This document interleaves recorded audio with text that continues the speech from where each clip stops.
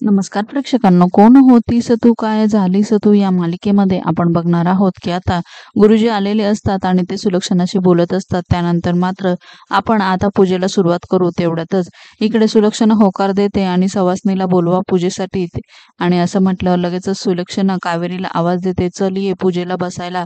आणि इकडे कावेरी मात्र येतच असते। तेवढ्यात आता दुसऱ्या दिशेने मात्र यश सुद्धा येत असतो। यश मात्र कावेरीला बघताच क्षणी पुन्हा एकदा तिच्या प्रेमात पडतो आणि तिच्याकडे बघतच राहतो। त्यानंतर मात्र त्यांनी रुमाल म्हणून तिच्या हाताला जे फ्रेंडशिप बँड बांधलेलं असतं ते सुद्धा तिच्या हातावरच असतं।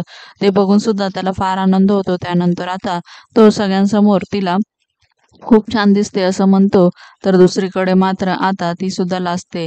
येणाऱ्या भागांमध्ये आपण बघणार आहोत की सुलक्षणा आता किचन मध्ये येऊन कावेरीला सांगते की शास्त्राप्रमाणे नैवेद्याचं ताट भर आणि बाहेर घेऊन ये। तेव्हा आता इकडे कावेरी होकार देते आणि तसंच करते। इतक्यात यामिनी तिथे येते, तुला गुरुजी बोलवत आहे असं सांगते। तर इकडे मात्र कावेरी म्हणते, हे काय ताट तयारच आहे।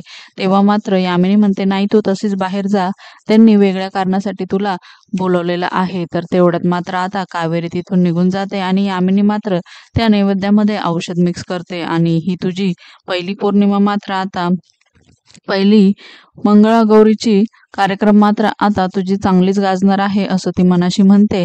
आणि आता सगळ्या सवाष्णांना जेवायला वाढलेलं असतं।